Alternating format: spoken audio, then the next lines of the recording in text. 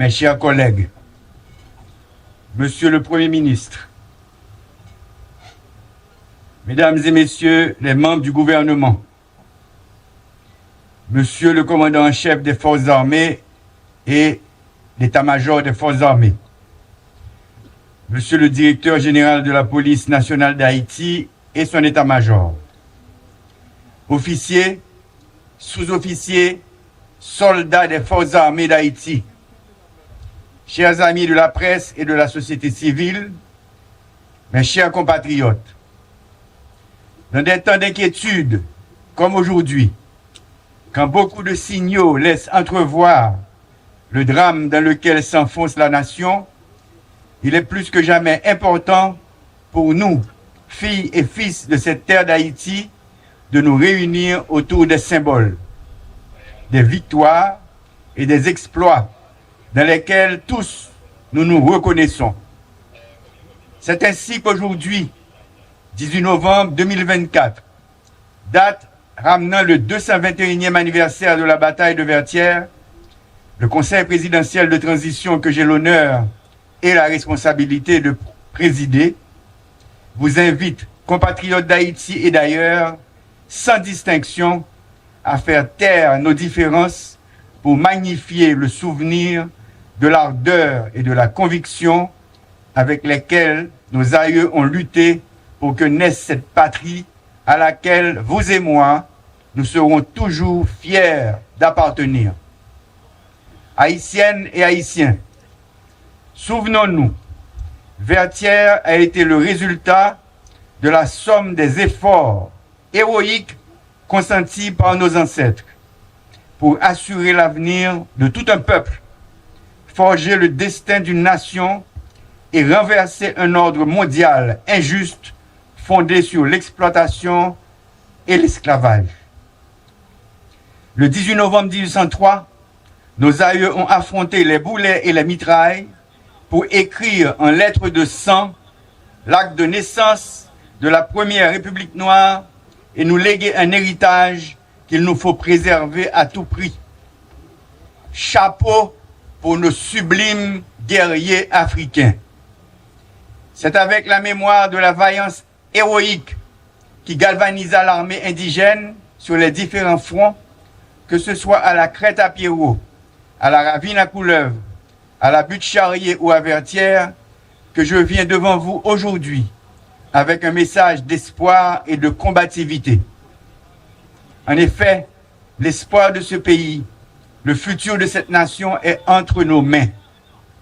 C'est dans le sacrifice quotidien de chaque citoyenne et chaque citoyen, au niveau des responsabilités qui lui incombent, que le pays survivra et renaîtra. Ne nous trompons pas, la conjoncture que nous vivons couvre une véritable bombe sociale qui risque d'exploser à tout moment et mettre en péril l'existence de l'État, si nous n'agissons pas avec patriotisme, célérité, détermination et surtout dans l'unité. Peuple haïtien, chers compatriotes, l'heure, nous l'avons souvent dit, est grave. Nos institutions sont de plus en plus défaillantes et les perspectives de solutions s'éloignent de plus en plus de l'horizon de nos rêves. Cependant, il n'y a aucune fatalité. Un pays dont les fondateurs ont semé la liberté et la dignité humaine en divers points de la planète ne peut pas disparaître. Il s'agit d'abord de retrouver la bravoure légendaire de nos aïeux pour affronter ensemble les défis du moment et remporter les victoires qui se matérialiseront par la reconstruction et la prospérité de notre pays. Je trouve cette date symbolique pour rappeler que nous avons un héritage commun, fait de bravoure et de refaite d'armes, qui normalement doit nous souder comme peuple et nous donner les moyens d'avancer. Aujourd'hui, j'invite à une réflexion profonde sur l'avenir d'Haïti, qui passe forcément par l'unité et la mobilisation de toutes les forces vives de la nation. En honorant nos ancêtres, nos héros et héroïnes nationaux, notre épopée de peuple, nous devons concrètement faire plus pour l'avenir d'une Haïti juste, prospère, digne et forte. Nos ancêtres, valeureux combattants de la liberté et défenseurs convaincus de la réparation et de la justice sociale, ont tracé la voie que nous devons emprunter. Nous devons nous tourner vers les fondamentaux du patriotisme en nous rapprochant de mieux en mieux de la vision forte, forgée et portée par nos ancêtres africains. Officiers, sous-officiers, soldats des forces armées d'Haïti. Le 18 novembre, c'est la commémoration de la bataille de Vertières, mais c'est aussi le jour des forces armées d'Haïti. C'est avec beaucoup de fierté et un profond sentiment de patriotisme que je me trouve ici en ce lieu pour l'inauguration du camp militaire des forces armées d'Haïti baptisé Vertières. Ce projet structurant, envisagé dès la prise en fonction du Conseil présidentiel de transition, se rapporte à l'un des 5 piliers identifiés dans l'accord du 3 avril 2024 pour une transition apaisée, à savoir le rétablissement de la sécurité. Cette cérémonie, qui marque la remise officielle de la base militaire Vertières au haut état-major des forces armées d'Haïti, constitue une étape importante dans la mise en œuvre du plan de renforcement et de modernisation des FADH, l'une des 2 forces de sécurité prévues par la Constitution. La base militaire Vertières doit être l'école de l'honneur, l'école de la fierté, de la dignité et du patriotisme, et travailler pour la gloire d'Haïti. Dans cette base, les jeunes haïtiennes et les jeunes haïtiens apprendront comment servir la patrie jusqu'au sacrifice pour que ce pays demeure, pour que sa dignité soit préservée et que l'étendard bleu et rouge continue de flotter toujours haut parmi les nations. Pendant les mois à venir, un effectif total de 2500 nouvelles recrues auront à recevoir leur formation militaire initiale dans cette base, selon le plan de renforcement qui a été défini par les FADH pour la période de transition. En plus, dans le cadre du service national civique mixte obligatoire, cette base sera disponible pour accueillir un nombre plus important de jeunes qui viendront apprendre comment s'impliquer dans les activités de développement national, de l'amélioration des conditions de vie et de défense du territoire. Peuple haïtien, jeudi à m'a inauguré une nouvelle base de l'armée d'Haïti, qui est les bases Vertières. C'est une base qui chita sous plus que 10 carottes. Il va recevoir plus passer 2000 soldats. Il y a un côté pour recevoir hélicoptère. Pour cette base ça, nous remettons l'armée d'Haïti jeudi à montrer comment nous voulons mettre camper une armée moderne. Une armée qui peut aider à reconstruire le pays. Une armée qui peut aider nous arriver dans la deuxième indépendance nationale. Nous.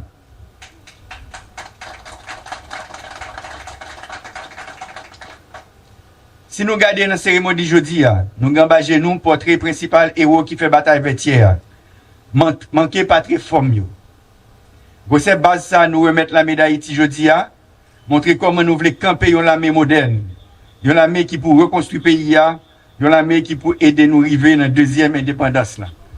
Si nous regardons la cérémonie jeudi, nous engagons nous portrait principal héros qui fait bataille Vertières.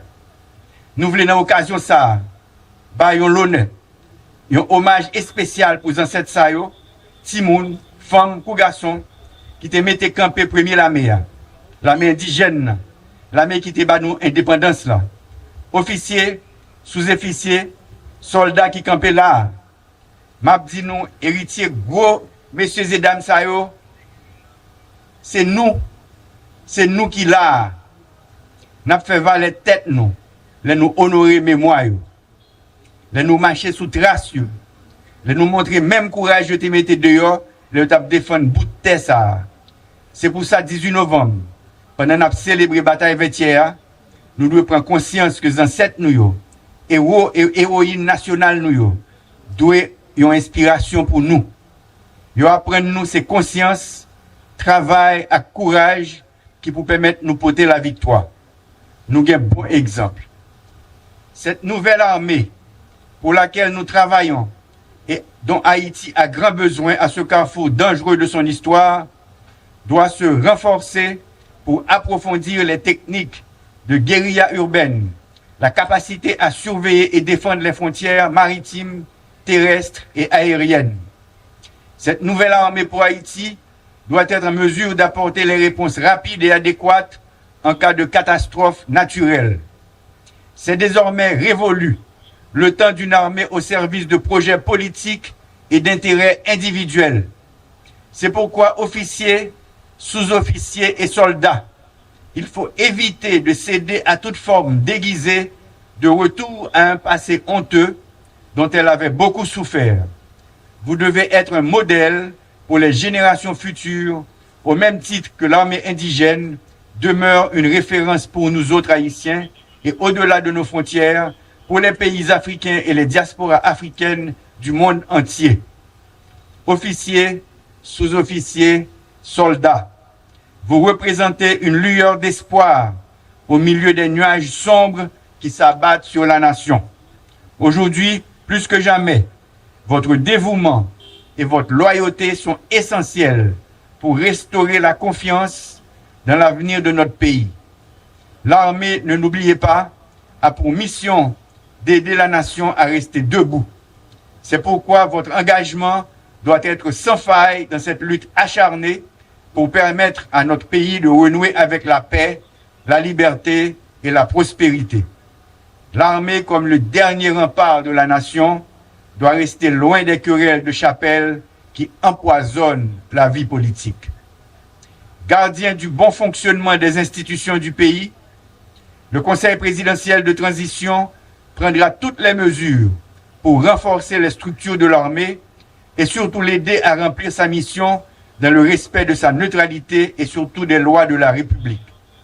C'est ainsi, à l'occasion de ce 221e anniversaire de la bataille de Vertières, jour des forces armées d'Haïti, que j'ai l'honneur de remettre au commandant en chef les commissions certifiant les grades pour 30 officiers récemment promus.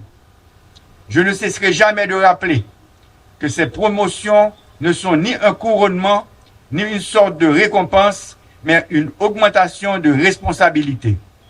La nation attend les retombées de ces promotions et distinctions à travers un engagement plus renforcé dans le rétablissement de la sécurité et dans la surveillance des frontières. Poursuivons le travail avec sérieux, patience et patriotisme jusqu'à ce que vienne le jour où Haïti sera en mesure de reprendre totalement la responsabilité de la défense de son territoire. Parce que j'où va, j'où viens. Aujourd'hui, c'est Haïti, avec son armée, avec son peuple, qui doit se mettre debout. Elle se met debout pour affirmer la foi en son avenir et sa détermination à résister aux grands défis, en particulier au terrorisme et aux actes d'intimidation de forces ténébreuses qui cherchent à saper ses fondements en incitant les jeunes citoyens à porter les armes contre leurs propres sœurs et leurs propres frères. Haïti est plus que jamais résolu à renforcer ses institutions, son armée et sa force de police pour opposer la force qu'il faut à ces fossoyeurs de notre patrie, aussi bien qu'à leurs supporters et complices nationaux et étrangers. C'est ainsi que depuis cet espace, désormais emblématique pour la défense nationale, je renouvelle à la face du monde et en présence de tous mes compatriotes l'engagement résolu et inébranlable du Conseil présidentiel de transition à travailler jusqu'au dernier jour de sa mission pour briser ce cercle infernal de la violence. Dans ce combat, nous demandons aux forces armées, aussi bien qu'à la police nationale, de continuer à faire preuve de savoir-faire et de détermination pour, d'une part, mettre notre pays à l'abri de l'insécurité sous toutes ses formes, et d'autre part, s'élever à la hauteur des défis liés au grand rendez-vous de la vie démocratique qui attendent la nation haïtienne au cours de l'année 2025. Bonne fête aux forces armées d'Haïti, vive les forces armées d'Haïti, vive le peuple haïtien, vive Haïti, je vous remercie.